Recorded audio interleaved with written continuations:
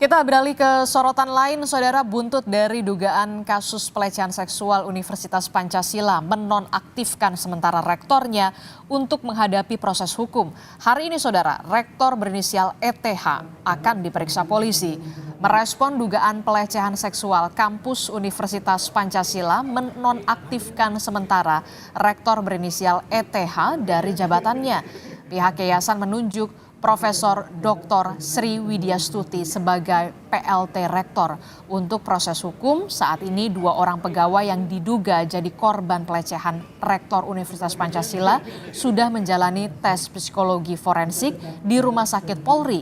Bahkan korban juga sudah mengajukan perlindungan terhadap LPSK dan tengah dalam proses asesmen.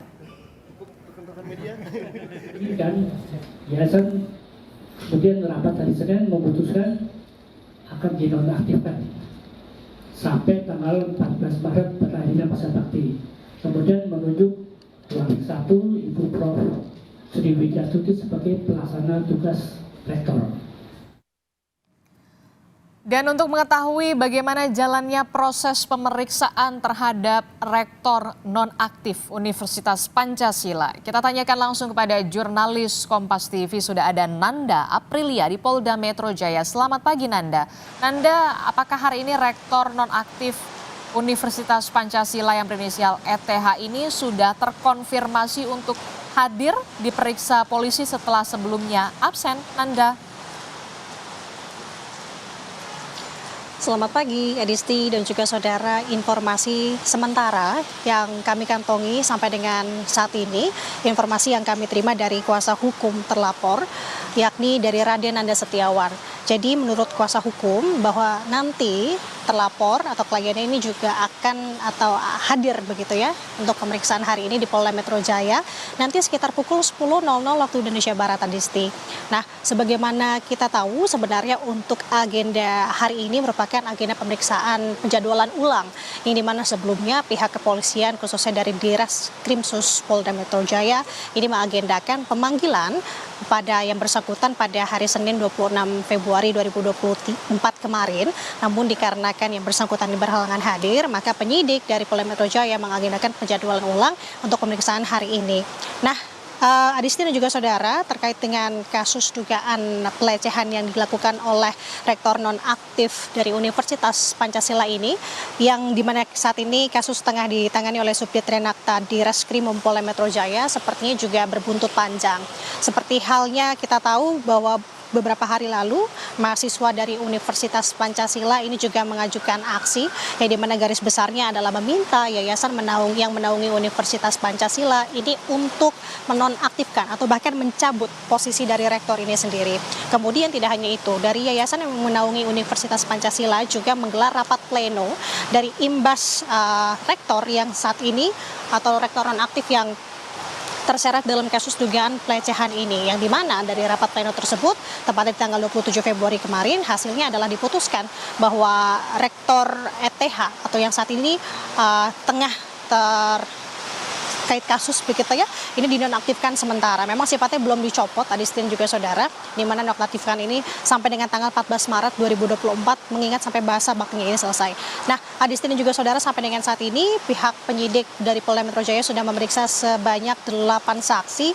8 saksi tersebut diantaranya adalah 2 korban, yakni berinisial R dan juga D, yang juga sudah dimintai keterangannya. Tentu hari ini adalah menjadi penting juga, salah satunya adalah meminta keterangan dari pihak terlapor, Adisti. Oke, itu artinya kita nantikan ya pemeriksaan terhadap rektor nonaktif Universitas Pancasila yang berinisial ETH ini hari ini akan menjalani pemeriksaan polisi. Nanda, bagaimana kemudian kondisi terhadap 2 korban ini? Kan kalau kita melihat perlu pendampingan dan juga sebelumnya juga sempat meminta perlindungan ke LPSK. Apakah ada informasi ada intimidasi atau pengancaman sampai harus kemudian ke LPSK?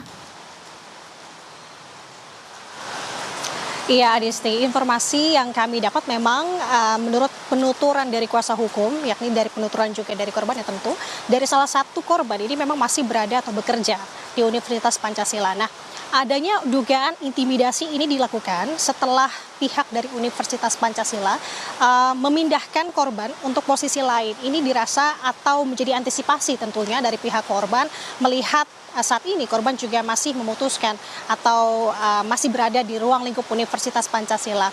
Jadi untuk mengantisipasi tersebut, pihak dari kuasa hukum atau kuasa hukum yang menaungi dua korban ini meminta atau memohon untuk pelindungan ke Lembaga Pelindungan Saksi dan juga Korban LPSK yang memang rencananya dalam waktu dekat ini akan ada pertemuan antara korban dengan LPSK, Adisti.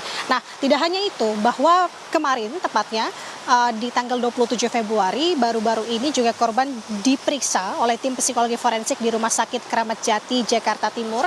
Tentu selain ini sebagai tindakan untuk keperluan dari penyidik untuk mengumpulkan alat bukti, tentu ini juga untuk melihat sebenarnya bagaimana psikis dari korban setelah mengalami tindakan ini, yang dimana nanti dari hasilnya ini akan melihat secara medis ataupun ilmiah korban mengalami trauma yang berat ataukah tidak. Nah, ini juga nanti akan menjadi acuan tentunya dari tim penyidik melihat perkembangan dari korban juga, ditambah saat ini yang menjadi fokusnya adalah kita akan tunggu pemeriksaan terhadap terlapor yang akan digelar pada siang hari ini, Adisti.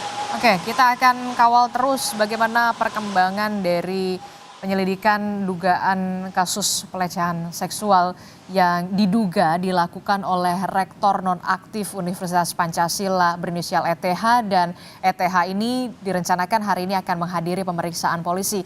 Terima kasih informasinya, jurnalis Kompas TV Nanda Aprilia melaporkan langsung dari Polda Metro Jaya.